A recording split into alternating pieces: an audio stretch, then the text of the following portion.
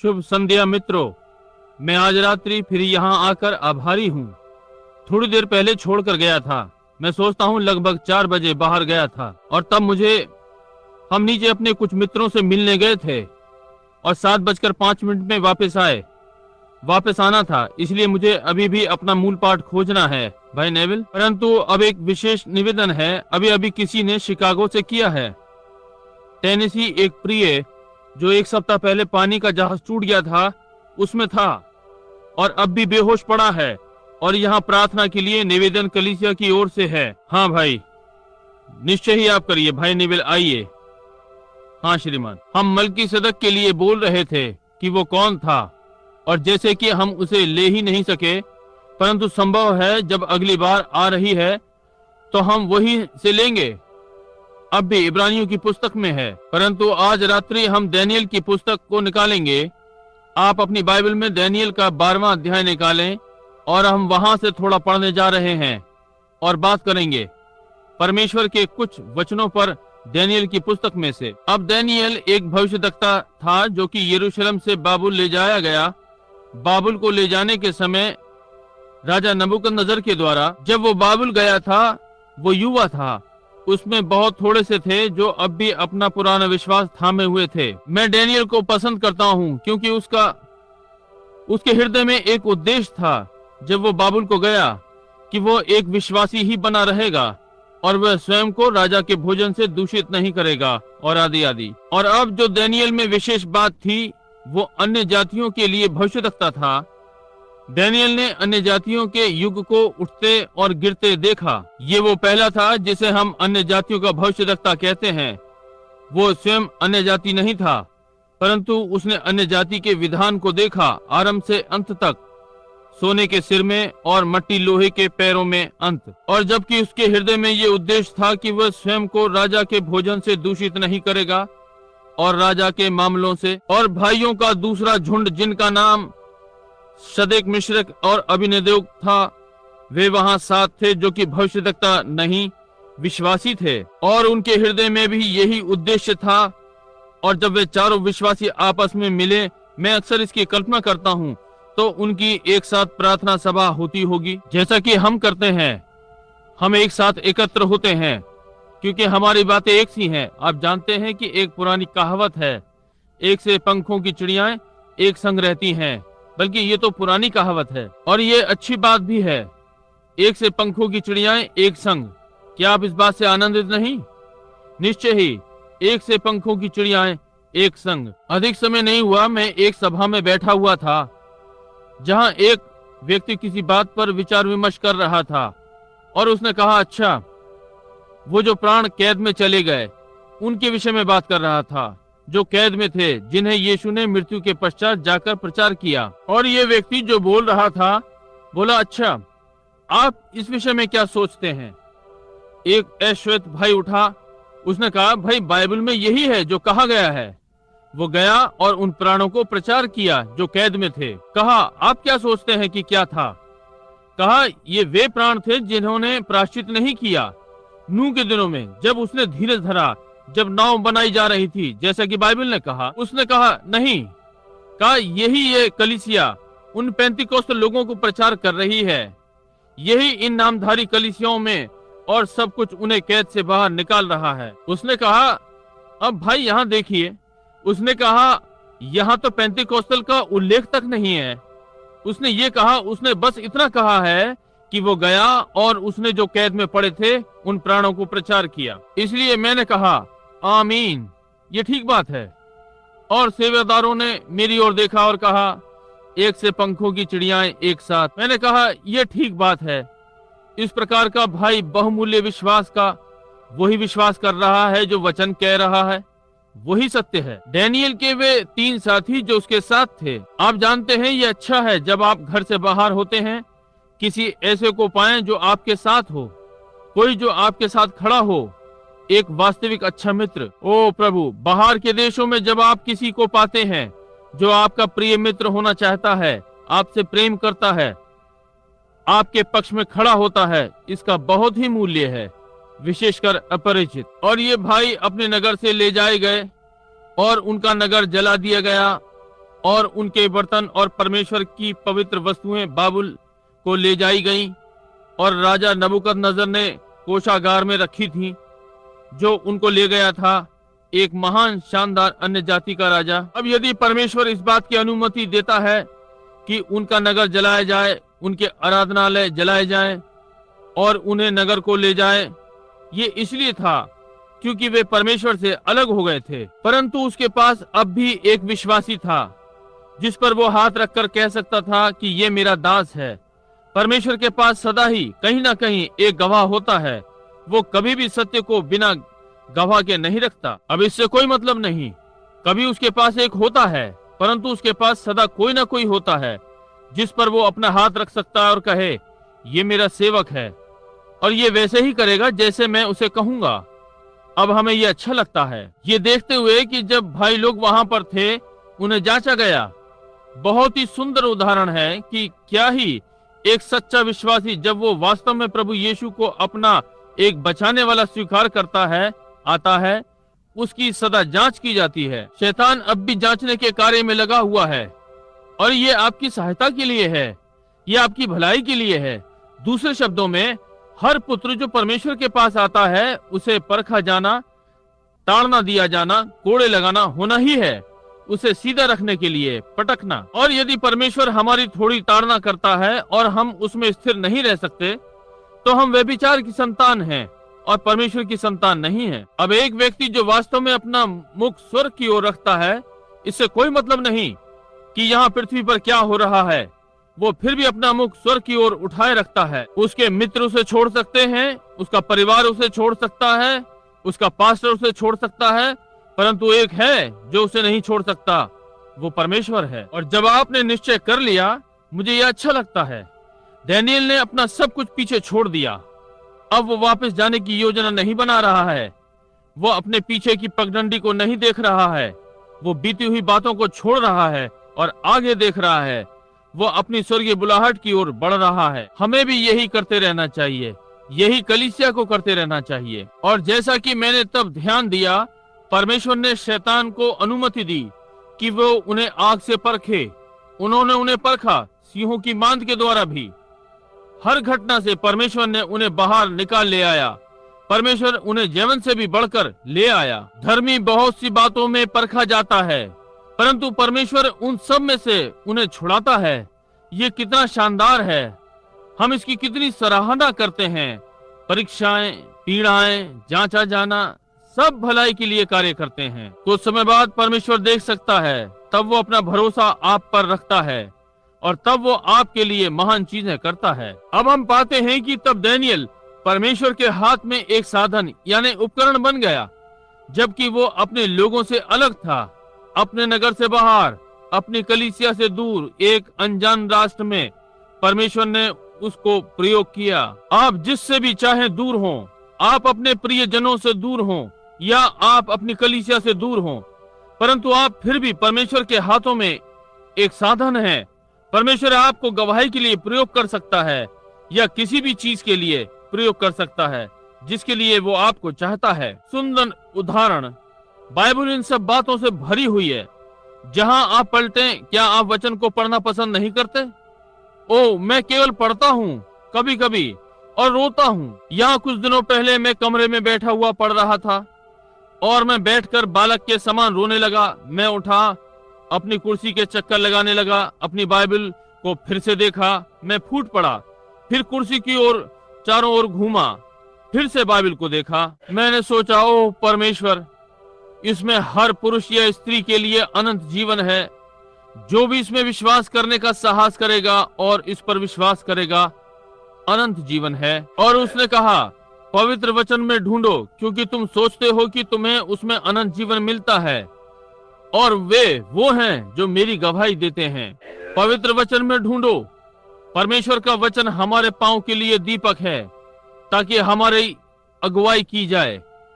ये वो ज्योति है जो मार्ग पर हमारा मार्गदर्शन करती है और एक जय से दूसरी जय पर ले जाती है। अब इसके पहले आप जय पा सकें, वहां युद्ध होना है, और यदि युद्ध नहीं है तो कोई जीत नहीं है। इसलिए हमें युद्धों और परीक्षाओं के लिए धन्यवादित होना चाहिए।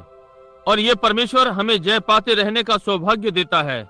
ओह प्रभु, क्या ये आपको पहले से थोड़ा अच्छा नहीं बनाता? समझे, युद्ध होता है, कोई आपके लिए कुछ बुरा कहता है, आपके पास बीमारी आती है, संभव है परमेश्वर आपको हल्की पीड़ाएं देता है ताकि वो आपको चंगा करे और अपना समर्थन आपको दर्शाए, आपको दिखाए कि इससे उसका क्या अर्थ है। वो आपसे प्रेम करता है। पुरानी चरवाहे वाली कहानी जो कि यरूशलेम में सुनाई गई, गदरियों ने के पवित्र देश में एक चरवाहा एक भेड़ उठाए हुए है और उसने कहा, तुमने क्यों इसे उठा रखा है? कहा कि इसकी एक टांग टूट गई है। कहा, ये कैसे हो गया? खड़ी चट्टान से गिर पड़ा?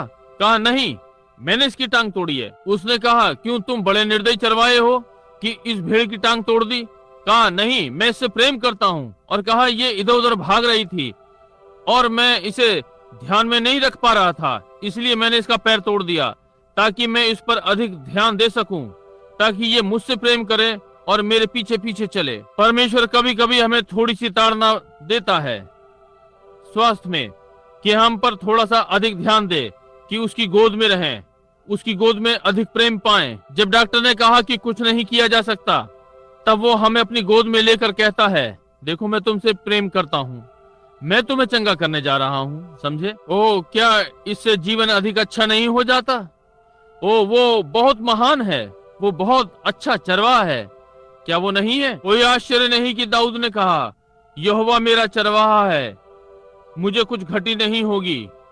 और वो किस प्रकार से जल के सोते के पास ले चलता है और हमारे प्राणों को वापस फेर लाता है, और हमारा कटोरा छलक रहा है, और हमें हमारे शत्रु के सामने हमारा अभिषेक करता है। क्या आपका कभी आपके शत्रु की उपस्थिति में अभिषेक हुआ है गवाही देने के लिए, जब तक आपके कटोरे में उफान ना आ जाए? आप जानते हैं कि कितनी शानदार बात है कि जब आपका शत्रु उपस्थित हो तो आपका अभिषेक हो जाए। अब ध्यान दें, जब परमेश्वर ने नबूकदनेस्सर को लिया और उसे अपने हाथ में एक औजार बनाया, और जब राजा नबूकदनेस्सर मर गया, उसके पश्चात घास उगाई, उसके बाल सिंह की नाई या उकाब के पंखों के समान, और उसकी उंगलियों के नाखून उकाब के पंजों के समान, और आदि आदि। और परमेश्वर ने उसे समझा दिया कि वास्तविक राजा कौन था। उसकी मृत्यु के पश्चात बेलशस्सर उसका पोता उसके स्थान पर आया, और तब वो राजा नबूकदनेस्सर से अधिक दुष्ट था। और एक रात्रि उनका एक बड़ा भोज था। उन्होंने अपने सारे अधिपति और शासक बुलाए उस महान मिलन में, और जब उनका ये बड़ा जमघट चल रहा था और वे गए और पुकारा और परमेश्वर के पवित्र बर्तन ले आए, केवल परमेश्वर का उपहास उड़ाने के लिए, और अपने देवताओं के लिए मदिरा पान किया, एक शुभकामनाओं का जाम प्रभु के बर्तनों में से। अब एक मनुष्य को दूर तक यात्रा करने की अनुमति दी जाती है, परंतु जीवन और मृत्यु के मध्य में एक विभाजन रेखा होती है, आप उसे कभी पार ना करें। समझे? आप कुछ समय तक अपनी मूर्खता में चल सकते हैं, परंतु आपके लिए भला है कि आप जाने की रेखा कहां पर है। क्या प्रभु ने आपको कहीं किसी बात पर रोका? वो कहता है, हम सब के साथ वो ऐसा करता है, लगाम खींचता और कहता है, बस इतना बहुत है। तो फिर अच्छा है कि देखें आप क्या कर रहे हैं, यदि आप उस रेखा के पास जा रहे हैं। और उस रात्रि जब प्रभु ने उसकी लगाम खींची और वो नहीं सुनता, आगे बढ़ता जाता है और यहोवा के बर्तनों को ले आता है और दाख मधु पीने लगा और अपने देवताओं के लिए शुभ कामना का जाम। तब स्वर्ग से एक हाथ आया और दीवार पे लिखा, मने मने तकेल ऊपर हसीन, जिसका अर्थ तू तराजू में तौला गया और हल्का निकला। कोई भी नहीं बता सका, ये एक अन्य भाषा थी। और वहां एक मनुष्य था जिसके पास अनुवाद का वरदान था, डैनियल। इसलिए उसने आकर अनुवाद किया और राजा को बताया कि क्या घटित होगा। और वहां परमेश्वर ने राष्ट्र को नष्ट कर दिया, वो बाबुल राष्ट्र। जबकि डैनियल वहां पर था, उसने महान दर्शन देखे और उनके विषय में लिखा, इस महान स्वांतना के लिए जो आज हमारे पास है जान रहा था और अन्य जाति के राज्य को उस क्रम में रख रहा था। ध्यान दें कितना सिद्ध अब इसके समीप आए। पहले उसने एक मूरत को मैदान में खड़े देखा। जब उसने राजा के स्वप्न का अर्थ बताया, वो एक आत्मिक पुरुष था। उसने स्वप्न देखे, दर्शन देखे, स्वप्नों का अर्थ बताया।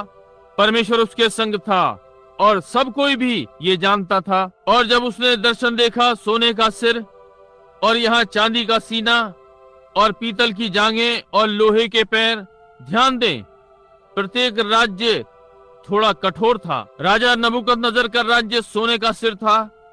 उसने इसका अर्थ बताया और उसने ठीक ठीक बताया कि किस प्रकार से एक राज्य के बाद दूसरा अंत की ओर उदय होगा। तब ध्यान दें, सोने से सबसे अधिक नरम, अगला चांदी, फिर अगला पीतल, कठोर, अधिक कठोर, आगे की ओर अधिक ठंडा। तब ध्यान दें, इस सब के मध्य में दानियेल ने एक मूरत देखी, जब तक कि एक पत्थर पहाड़ से बिना खोदे, जो कि बिना हाथों के काटे निकला, वो उस बड़ी मूरत पर आकर लगा और उसे तोड़ दिया और उसे गर्मियों के गेहूं निकालने के भूसे के समान कर दिया और हवा उसे उड़ा कर ले गई और पत्थर बड़े पहाड़ में बदल गया, जिसने समस्त पृथ्वी और समुद्र को ढांप लिया। ये प्रभु का आगमन है, यीशु का, जो कि अब होने को है। वो आगे बढ़ता है। जब एक दिन वो नदी के किनारे पर था, वो बेहोशी में चला गया और दर्शन देखा। बहुत से जो उसके साथ थे उन्होंने दर्शन नहीं देखा, क्योंकि ये केवल दानियेल को दिया गया था। आप समझे? ये कोई ठीक आपके पास खड़ा हो सकता है और उन वस्तुओं को देख सकता है जो आप नहीं देख सकते, कि अपना जीवन बचा सकें। ये ठीक बात है। किसी ने कहा, मैं इस बात का विश्वास नहीं करता, मैंने कभी भी कुछ नहीं देखा, क्योंकि ये आपके देखने के लिए नहीं था। वे जब पौलुस के साथ गए, जब पौलुस अपने घोड़े पर से नीचे गिर पड़ा, उसे मिट्टी में ही गिरना और लौटना था, जैसे कि वो धूल में था। किसी ने भी वो आवाज नहीं सुनी या वो दर्शन देखा। पौलुस ने देखा। किसी ने भी वो सितारा नहीं देखा जो कि हर वेधशाला पर से होकर निकला। केवल बुद्धिमान मनुष्यों ने। बहुत सी चीजें इस प्रकार की हैं जो परमेश्वर ने विशेष लोगों को देखने के लिए रखी हैं और दूसरे नहीं देख सकते। मुझे ये अच्छा लगता है जब परमेश्वर अपनी असीमित बुद्धि में होकर ठहरा देता है या पहले से अभिषिक्त कर देता है कि कोई विशेष बात घटेगी। ये आपसे अगले बैठे हुए व्यक्ति पर हो सकता है और आप इस विषय में कुछ नहीं जानेंगे। दोतान में देखिए, जब एलीशा दोतान में था और वे विदेशियों से घिरे हुए थे जो भीतर आ गए थे, सीरिया की फौज एलिया को खोज रही थी। वो भविष्यद्वक्ता, क्योंकि जब उन्होंने देखा हर बार सीरियाई इजराइल पर चढ़ाते थे कि युद्ध करें, तो इजरायली उनके लिए क्यों कर घात लगाते हैं, और इसलिए सीरिया के राजा ने उन्हें बुलाया और कहा, अब एक मिनट रुको, कौन हमारी ओर है और कौन इजराइल की ओर है? कहा कि मेरे झुंड में कोई जासूस है जो इजराइल को बताता है कि हम कहां से आ रहे हैं, क्योंकि वे सदा वहीं हमारी प्रतीक्षा देख रहे होते हैं। और एक मनुष्य के पास थोड़ी सी आत्मिकता उसके विषय में थी। उसने कहा, नहीं मेरे पिता, परंतु ये एक एलिया भविष्यद्वक्ता है, क्योंकि वो जानता है अपने शयन कक्ष में कि तुम्हारी अगली चाल क्या होगी। आमीन। जब परमाणु शक्तियां हिलने लगती हैं, मैं इतना प्रसन्न होता हूँ कि परमेश्वर का वचन हमें बताता है कि कहाँ जाना है। चट्टान के पास भाग जाओ, मसीह यीशु हर मनुष्य बचाव और सुरक्षा में है। आपको कोई चीज हानि नहीं पहुंचा सकती। कोई परमाणु, कोई कोबाल्ट, कुछ नहीं परमेश्वर के सुरक्षित को छू नहीं सकता। बचाए हुए, सुरक्षित, लंगर लगे हुए। क्या ही शानदार आशा है कि हम मसीह यीशु में हैं। ध्यान दें, उसके साथ एक पुरुष था, उसका दास, आत्मिक लड़का साथ चला और भविष्यद्वक्ता के हाथ पर पानी डालता था। उसका एक महान पद था। परंतु जब उसने सीरिया की सेना को दोतान के चारों ओर देखा, चारों ओर से घिरे हुए, मेरे पिता उधर देख, कितनी बड़ी संख्या में, क्यों हम घिरे हुए हैं। अब ये स्वाभाविक है, जब सब कुछ गलत घटित होता हुआ दिखाई पड़ता है, उनकी उंगलियां आप पर उठ रही हैं, ये या वो कह रही हैं, और डॉक्टर कहता है कि आप चंगे नहीं हो सकते, और आदि आदि। ये स्वाभाविक बात है आपके सोचने के लिए, ये अंत है। परंतु एलिया ने कहा, हमारी ओर जो है वो जो उनकी ओर है उनसे अधिक है। अब आप कल्पना कर सकते हैं कि उस भविष्यद्वक्ता यानी गेहजी को कैसा लगा। सेवक को उसने उसकी ओर देखा, उसने कहा, क्यों, मैं किसी को नहीं देखता।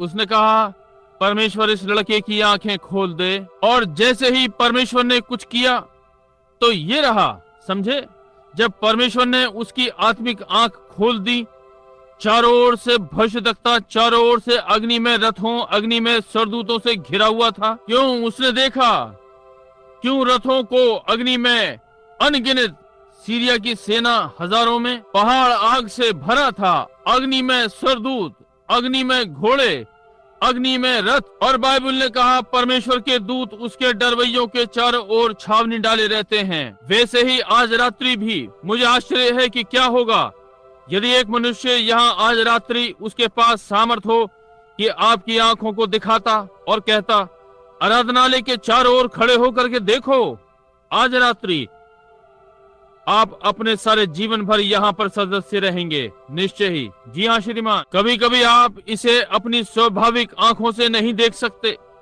परंतु आप इसके आवेग का अनुभव कर सकते हैं। कुछ समीप है, एक छठवीं इंद्री जो घोषित करती है कि कुछ आसपास है। उस पर ध्यान दें इस प्रातः। बहरे कानों को खोलना, पोलियो के अपाहिजों को चारों ओर चलता फिरता कर देना जैसे कि उनके साथ कुछ भी गड़बड़ नहीं थी। ये क्या है? ये इंद्री में है। मेरा अर्थ इंद्री, छठवीं इंद्री जो कि विवेक है, आत्मा की कुछ आसपास है।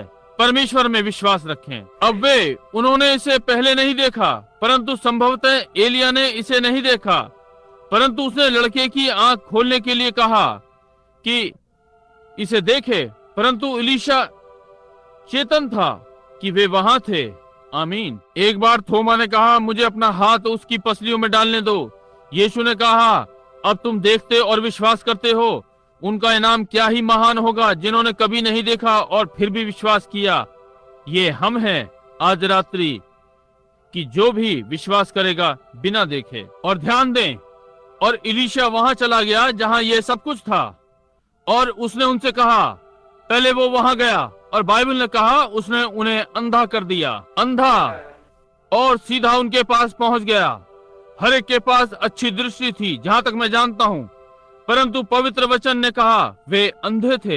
एक साधारण व्यक्ति ने मुझसे कुछ रात्रियों पहले कहा, यदि आप परमेश्वर के जन हैं तो मुझे अंधा कर दो। मैंने कहा, आप पहले ही अंधे हैं। समझे, पहले ही अंधे हैं। ध्यान दें। और वो वहां बाहर निकल गया जहां ये महान वातावरण था, ये बड़ी बात थी। और उसने कहा, क्या तुम एलिया को खोज रहे हो? कहा, हाँ। कहा, मेरे पीछे आओ, मैं सीधा तुम्हें उसके पास पहुंचा दूंगा। एलिया ने उनसे कहा, वे किस विषय में अंधे थे? वे इस सत्य के लिए अंधे थे कि वो परमेश्वर का भविष्यद्वक्ता था। वे इसके लिए अंधे थे। और उसने उन्हें फिर सीधा आक्रमण के स्थान पर पहुंचा दिया। कहा, आओ, मैं तुम्हें एलिया दिखाऊंगा। और ये एलिया उन्हें वहां ले जा रहा था। और जब उन्होंने चारों ओर देखा और पाया कि वे चारों ओर से घिरे हुए थे, राजा ने कहा, मेरे पिता, क्या मैं इन्हें मार लूं? उसने कहा, क्या तू कैदियों को लेकर और उन्हें मार डालता है? कहा, उन्हें कुछ खाने को दे और उन्हें उनके देश वापस भेज दे। युद्ध तय करने की ये विधि है। क्या ये ठीक नहीं है? निश्चय ही। ओ प्रभु, यदि आज हम इस सिद्धांत को अपना लें कि अपने शत्रु को खिलाएं, उनके साथ भलाई करें जो तुम्हारे साथ बुराई करते हैं। आमीन। वहां अब अंधापन है। अब एलिया, यह मेरा अर्थ है एलिया नहीं अब, परंतु डैनियल ने पहले से देखा। वो एक भविष्यद्वक्ता था। उसने प्रभु के आगमन को देखा, उसने अंत समय को आते देखा, उसने अन्य जातियों का आरंभ देखा। और यदि आप ध्यान दें, अन्य जाति एक मूर्ति पूजा से आरंभ हुए। वे मैदान में रखी हुई बड़ी सी मूर्त की पूजा कर रहे थे, एक मनुष्य की मूर्त। मैं विश्वास करता हूँ स्वयं डैनियल की, क्योंकि राजा नबूकदनेस्सर ने उसे बेल्शेजर कहकर पुकारा था, जो कि उसका ईश्वर था।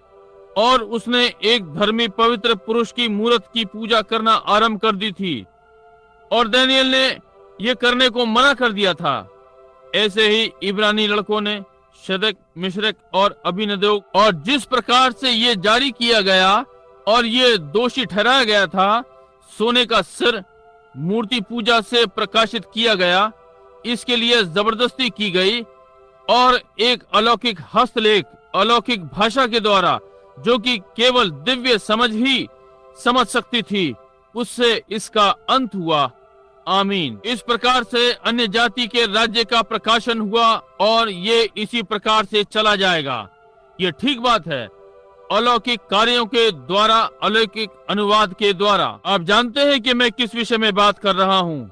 दिव्य कार्य हो रहा है। ओह कितना भव्य!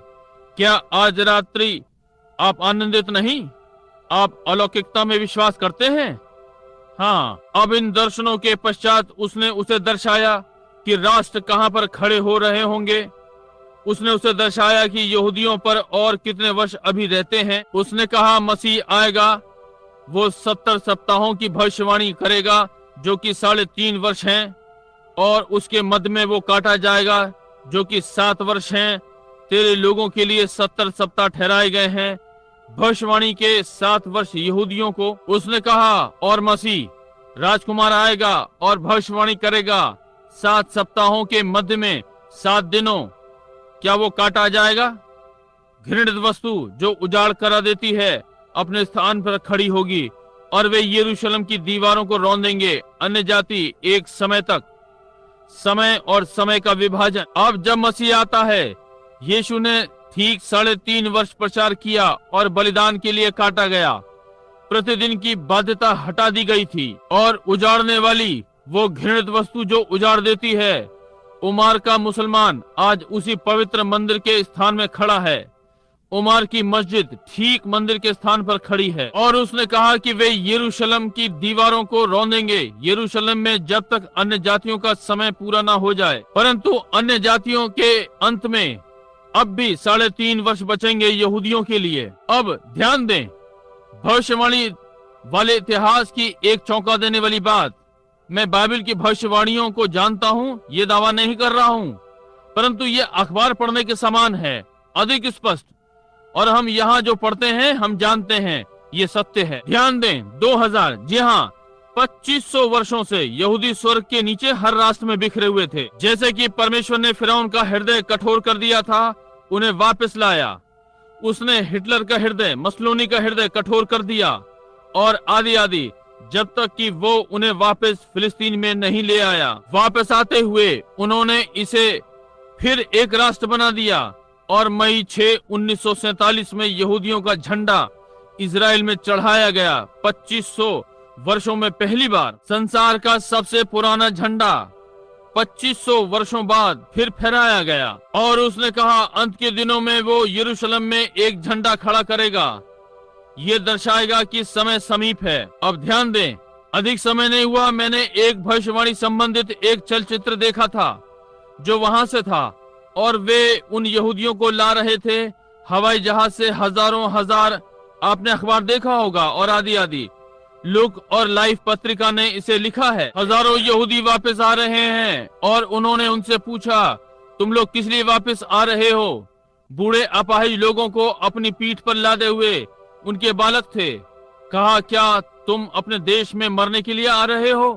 कहा, नहीं, हम मसीह को देखने के लिए वापस आ रहे हैं। यीशु ने कहा, जब तुम अंजीर की कोपले निकलते देखो और बाकी वृक्ष अपनी कोपले निकाल रहे हो, जान लो कि समय निकट है या वसंत ऋतु पास ही है। इसलिए जब तुम इन बातों को होते हुए देखो, तब अपने सिरों को उठाना, तुम्हारा छुटकारा समीप आ रहा है। आज रात्रि जैसे कि ये संसार साम्यवाद के द्वारा छलनी हो गया है। ओ, मैं एक मनुष्य से बातें कर रहा था, एक अच्छा अधिकारी, मैं विश्वास करता हूँ जो कि मैं जानता हूँ। और जब उसने इस देश के संबंध में बातें की और साम्यवाद के, तो ये आपके घुटनों को कपा देगा कि कैसे ये छलनी हो गया है। अब कुछ भी ठोस नहीं है, यहाँ तक कि हमारे राष्ट्र में भी कठिनता से केवल एक ही ठोस चीज है जो मैं जानता हूँ खड़ी रहेगी, वो चट्टान यीशु मसीह। हमें एक राज्य मिला है जो हिलाया नहीं जा सकता। और आज के दिन जब हर चीज नीचे की ओर गिर रही है, हमारे पास ठोस नींव है, प्रभु यीशु मसीह। तो इसमें आ जाओ, ये तूफान के समय छिपने का स्थान है। क्या ही शानदार बात है। उसने देखा ये सब घटित होने जा रहा है। अब हम यहूदियों को देखते हैं। बाइबल ने कहा यरूशलेम ये गुलाब के समान खिलेगा।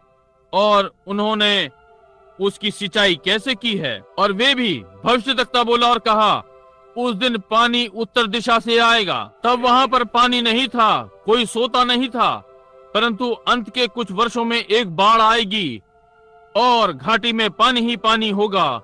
और उसकी सिंचाई संसार की खेती बाड़ी में महान है, संसार में उसका आकार। और सारे ये रसायन मृत सागर में, उसकी तलहटी में पर्याप्त रसायन है कि संसार का सारा धन उसे खरीद नहीं सकेगा। रसायन, यूरेनियम और सब कुछ मृत सागर की तलहटी में, जो कि अब इजराइल का है। अंजीर का वृक्ष अपनी कोपले निकाल रहा है। केवल वही नहीं, परंतु दूसरे वृक्ष भी अपनी कोपले निकाल रहे हैं। साम्यवाद अपनी कोपले निकाल रहा है, मसीह विरोधी अपनी कोपले निकाल रहा है, और चर्च ऑफ गॉड अपनी कोपले निकाल रहा है। वो अपनी सामर्थ में फिर से आ रहा है। गाजाम नाम टिड्डी ने एक भाग खा लिया, हासिल ने एक भाग खा लिया, येलेक ने एक भाग खा लिया, अरबे ने एक भाग खा लिया, परंतु परमेश्वर ने कहा ये फिर जिएगा। वो अपनी कोपले निकाल रहा है, पेड़ अपनी कोपले निकाल रहे हैं। डैनियल ने इसे पहले ही देखा और आनंद किया। अब उसने कहा, और उस समय 12वां अध्याय, उसी समय मिकाएल नाम बड़ा प्रधान, जो तेरे जाति भाइयों का पक्ष करने को खड़ा रहता है, वो उठेगा। तब ऐसे संकट का समय होगा जैसे किसी जाति के उत्पन्न होने के समय से लेकर अब तक कभी नहीं हुआ होगा। परंतु उस समय तेरे लोगों में से जितनों के नाम परमेश्वर की पुस्तक में लिखे हुए हैं, वे बच निकलेंगे। ओ, क्या आप आनंदित नहीं हैं कि आपके नाम उसकी पुस्तक में हैं? जब वो डैनियल यहाँ उसे देखा, प्राचीन दिनों का आया, जिसके बाल ऊन के समान श्वेत थे, और उसने पुस्तकें खोली और उनका न्याय किया गया। पुस्तकों में से हर एक मनुष्य का न्याय का महान श्वेत सिंहासन। अब डैनियल को ये आश्वासन दिया गया। और अन्य जातियों के समय के अंत में, पढ़िए जब आप घर जाएं और कल 11वां अध्याय पढ़ें, आप देख सकते हैं कि किस प्रकार से उत्तर का राजा आता है, जो कि कुछ और नहीं, रूस है। इस पर दबाव डालने के लिए आता है चक्रवात के समान। और वो महान युद्ध आर्मेगिदोन का यरूशलेम के फाटकों के पास लड़ा जाएगा। ध्यान दें, ओ मुझे ये पसंद है। और उस समय तेरे लोगों में से जितनों के नाम परमेश्वर की पुस्तक में लिखे हुए हैं, वे बच निकलेंगे मेमने की जीवन की पुस्तक में। मिकाएल महान राजकुमार, वो उठेगा तेरे लोगों के लिए, ठीक है। और जो भूमि के नीचे सोए रहेंगे, उनमें से बहुत से लोग जाग उठेंगे। कब? जब ये समय आएंगे। और कुछ सदा के जीवन के लिए, और कितने अपनी नाम धराई के लिए, सदा के तिरस्कार के लिए। और जैसे अनंत जीवन निश्चित है, वैसे ही अनंत अलगाव है। ये इस पर निर्भर करता है कि आप अपने जीवन में यीशु मसीह के साथ कैसा बर्ताव करते हैं। यदि आप उससे प्रेम करते हैं और नया जीवन पाया है और उसका आत्मा पाया है, आपको अनंत जीवन मिला है। यदि आपके पास नहीं है, आपके पास अनंत जीवन नहीं है। यदि आपका नाम मेमने की जीवन की पुस्तक में लिखा हुआ है, आपके पास सदा का जीवन है। यदि ये वहाँ लिखा हुआ नहीं है, तो आप मान्य नहीं होंगे। ये क्या है? ये सारी भविष्यवाणियां पूरी हो गई हैं। हर बात इस समय, सोने का सिर जा चुका है, जैसे कि दानियेल ने कहा ये होगा बाबुल का राज्य। उसके पश्चात उसने कहा मेदो और पारस होंगे। वे बाबुल के राजा के पश्चात आए और वे गिर गए। कौन? यूनानी सिकंदर महान। और वे गिर गए किसके सन्मुख? रोम। और रोमी सारे संसार में टूट गए, पूर्वी और पश्चिमी रोम, दो टांगे। और उसने कहा लोहा और मिट्टी पंजों में थे, 10 उंगलियां, 10 राज्य। और उसने कहा वे मिलेंगे नहीं, और वे लोग आपस में विवाह करेंगे, रोमवाद और प्रोटेस्टेंटवाद। और उस दिन जब ये चीजें होती हैं, तब एक बड़ा पत्थर पहाड़ में से बिना हाथ के काटा गया और लुढ़काया गया, और उस वस्तु को टुकड़े टुकड़े कर दिया, और इसने मूरत का स्थान ले लिया। इसलिए मेरे भाइयों, आज रात्रि हम कष्टों में हैं। युद्ध और अफवाहें, युद्धों की भूचाल जगह जगह पर, समय की घबराहट, राष्ट्रों में दुख। मैं अभी अभी विदेश से आया हूँ और मैंने एक भी राष्ट्र नहीं देखा, परंतु उनके पैर कांप रहे थे। वे नहीं जानते कि आगे क्या होने जा रहा है। क्या आज रात्रि हम धन्यवादित नहीं कि हम जानते हैं कि अगला क्या होने जा रहा है। प्रभु यीशु मसीह दूसरी बार आएगा अपनी महिमा और प्रभुत्व में, और प्रत्येक पुरुष और स्त्री जो भी मेमने के जीवन की पुस्तक में लिखा हुआ पाया जाएगा अपने प्रियजनों के संग प्रभु से हवा में मिलने के लिए जी उठेगा। ओ क्या ही शानदार बात है। इसी कारण हम कहते हैं हमारी आशा यीशु के लहू को छोड़ और कहीं नहीं है। धार्मिकता के साथ चारों ओर मेरा प्राण स्वागत करता है, वही हमारी सारी आशा और पड़ाव है। और उस समय मिकाएल खड़ा होगा। वो महान राजकुमार मिकाएल वास्तव में मसीह है, जिसने स्वर्ग में सरदूतों का युद्ध शैतान के साथ लड़ा, और मिकाएल मिलकर लड़ा, यानी बल्कि एक दूसरे के विरुद्ध लड़ा।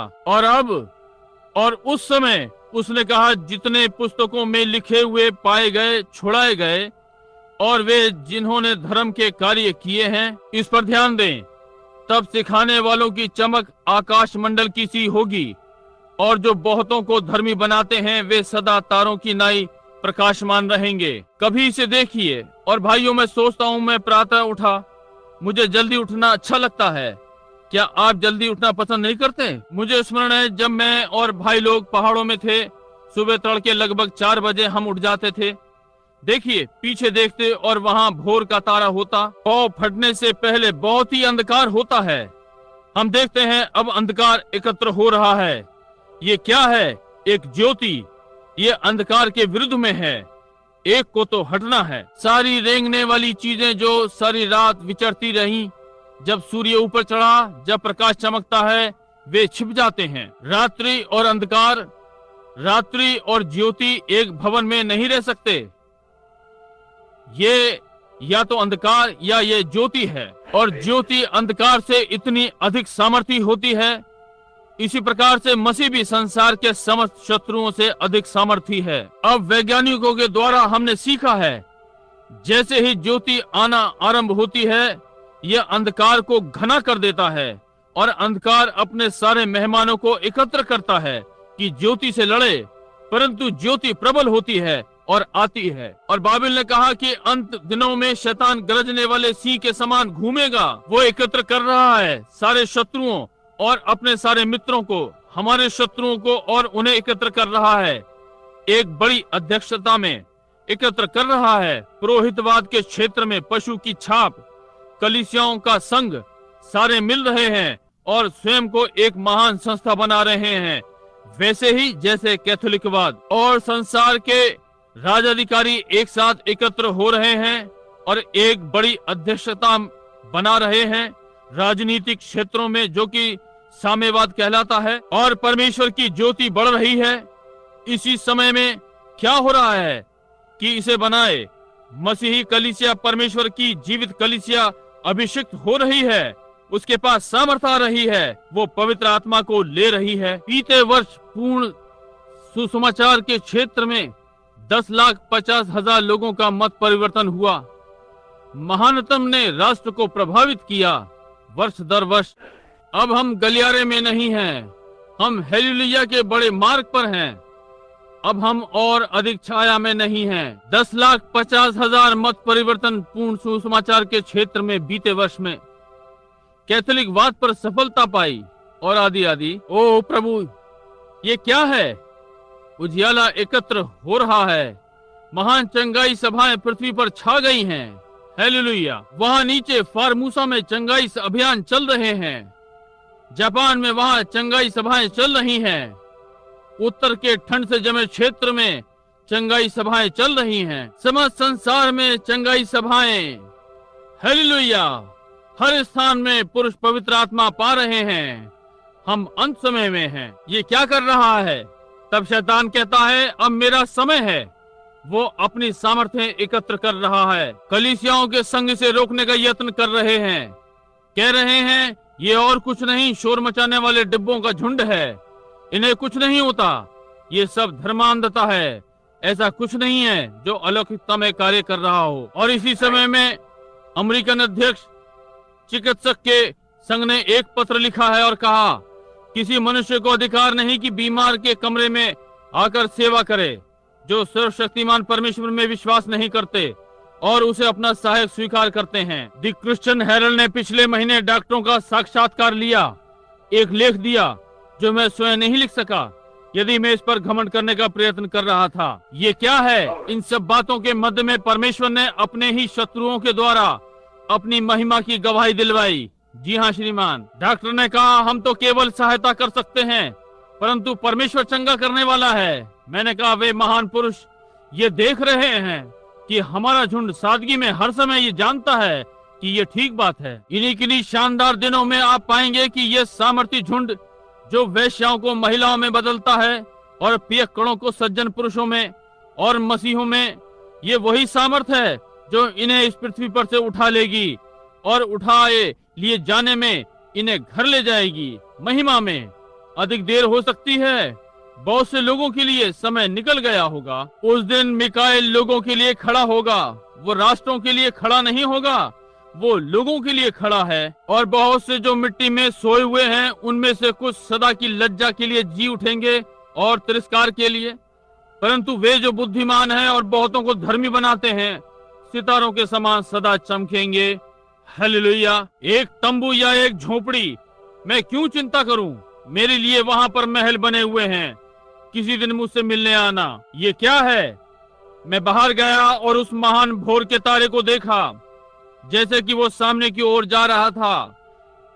भोर का तारा क्या कहता है? भोर का तारा केवल आने वाले सर्वोच्च सूर्य की ज्योति को परिवर्तित करता है। क्या ये ठीक बात है? भोर का तारा, कारण कि वो इतना चमकता है। आप जानते हैं ऐसा क्यों है? सूर्य इसके बहुत समीप है, ये दबाव डालता है। भोर का तारा सूर्य के आने का स्वागत करता है। ठीक है, आप जो भोर का तारा, ये समय है कि उसके आने का अभिवादन करें।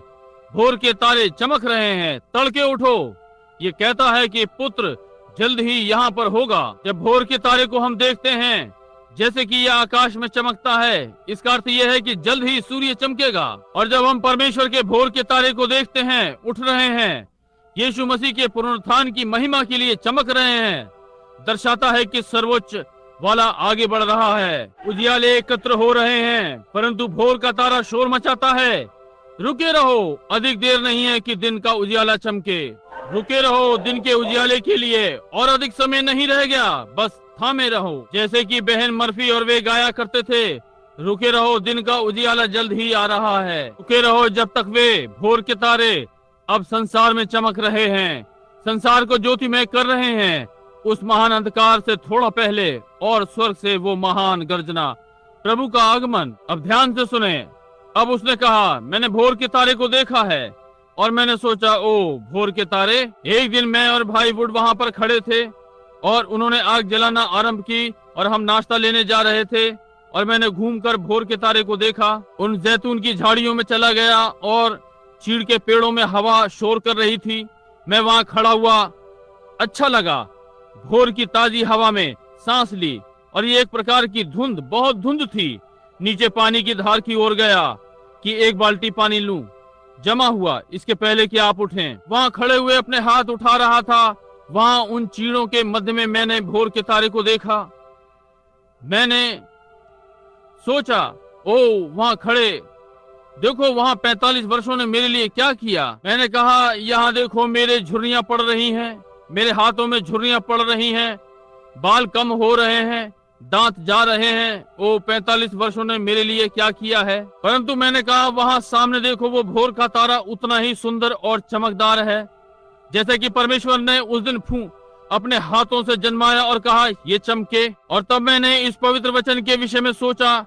मैंने कहा, परंतु परमेश्वर ने प्रतिज्ञा की है, यदि हम बुद्धिमान होंगे और बहुतों को धर्मी बनाएंगे, हम सितारों के समान सदा चमकेंगे। मैंने सोचा, भोर के तारे तुम अब चमक रहे हो, परंतु प्रतीक्षा कर जब तक हम वहां ना पहुंचे। हालेलुया। सदा के चमकने वाले सितारे होंगे। और मैं सुन सकता हूँ कि हवा पहाड़ों से नीचे आ रही है, अब दिन निकलने पर है। उन चीड़ के पेड़ों के मध्य में फुसफुसा रही है। एक देश उस नदी के पार है जिसे हम सदा प्यारा कहकर पुकारते हैं, और हम वहां केवल उस किनारे पर विश्वास के स्तर के द्वारा पहुंच सकते हैं। एक के बाद दूसरा प्रवेश द्वार पाते हैं, वहां अमरण के संग जीने को और वे तुम्हारे और मेरे लिए सोने की घंटियां बजाएंगे। क्या ही महान बात है, जो बुद्धिमान होंगे वे बहुतों को धर्मी बना देंगे और वे सितारों के समान सदा सदा के लिए चमकेंगे। इसलिए जो भी है, क्या अंतर पड़ता है? ये छोटा सा पुल यहाँ किस लिए है? ये पुरानी भूमि की मिट्टी, बिना रीढ़ की हड्डी के कीड़े, ये छोटी मरणहार देह जिसे सड़ना और मिट्टी में वापस जाना है और खाल के कीड़े से खा जाएंगे। ओ मुझे जो कुछ मुझ में है उसके संग उठने दो और परमेश्वर की महिमा के लिए चमकने दो।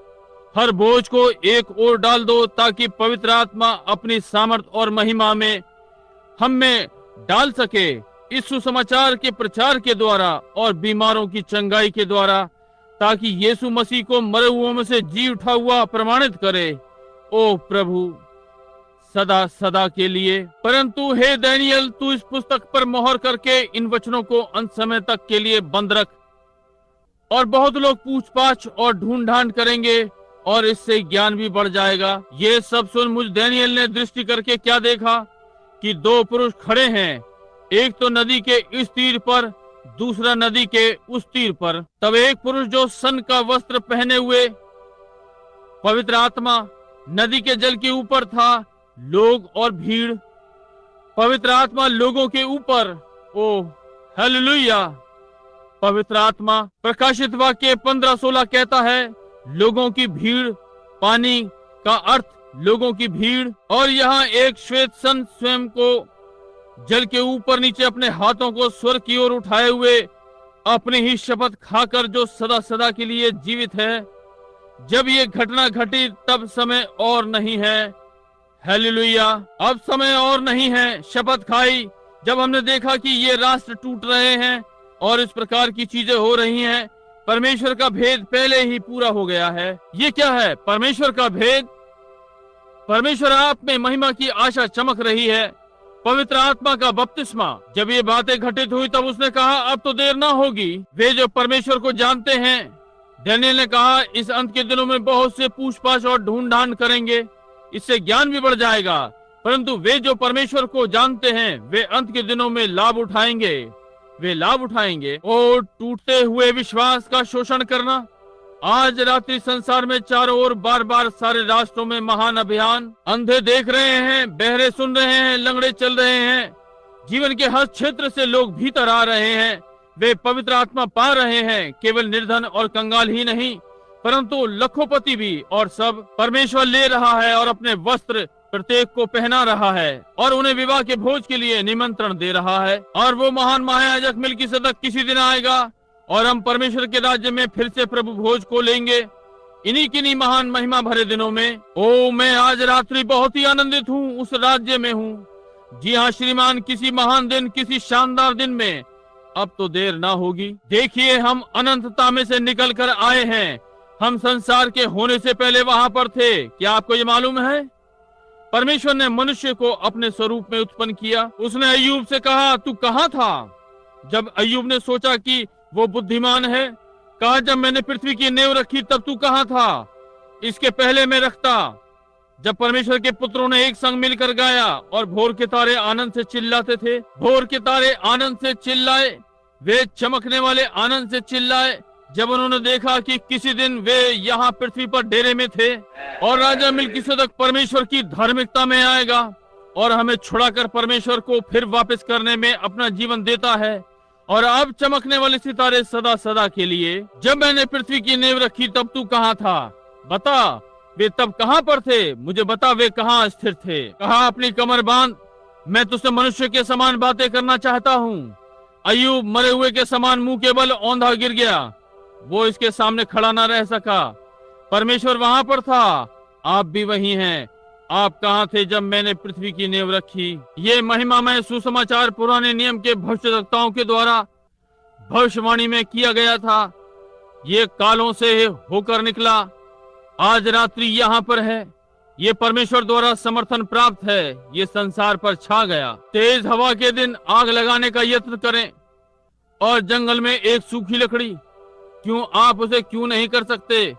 जितना अधिक आप संघर्ष करेंगे, आप इसे उतनी ही हवा देंगे। अधिक हवा आप इसे देंगे। ये कठिनाई से जलेगी, केवल यही बात है। हमारे पास पहाड़ों में थोड़ी सी आग हुआ करती थी। जब मैं इसे सुबह सुबह जलाने का यत्न किया करता था, मैं बाहर जाकर उस पर कुछ लकड़ियां डालता, धुआं देने लगती। मैं निश्चय जानता हूँ कि थोड़ा धुआं है तो कहीं आग भी है। मुझे केवल यही करना था कि अपनी टोपी लेकर उसे पंखा करता रहूं और अंततः वो जल जाती। आज कलीसिया को भी इसी बात की आवश्यकता है कि दूसरी बार पंखा किया जाए। उस आंधी भरी सनसनाहट की हवा जैसे पेंतिकोस्त पर थी, कि विश्वास में फिर से हवा आ जाए, कि प्रभु यीशु मसीह को उसके महिमामय दूसरे आगमन पर स्वीकार करें। चिन्हों, आश्चर्य कर्मों, भेद भरी बातें घटित हो रही हैं। जगह जगह भूचाल आ रहे हैं।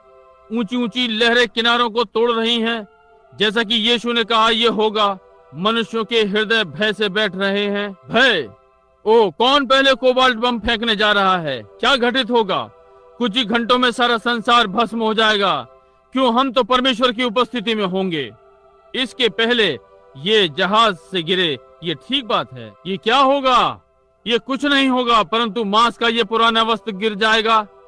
हम गिरा देंगे और उठेंगे, सदा के पुरस्कार को लेते हैं और हवा में से निकलते हुए चिल्लाते हैं, अलविदा अलविदा, प्रार्थना की मीठी घड़ियां। ये समाप्त हो जाएगा और हम घर जाएंगे। इस पुराने शरीर को नीचे छोड़ते हैं और सामने ताज और वस्त्र से बदल लेते हैं, जो कि कभी भी धूमिल नहीं होगा। बूढ़े और महिलाओं से बदलकर युवा लोग चमकते हुए सदा सदा जीवित रहें और अमरणहारता की महिमा की सड़क पर प्रभु यीशु की उपस्थिति में ऊपर नीचे चलते उसकी महिमा गाएं।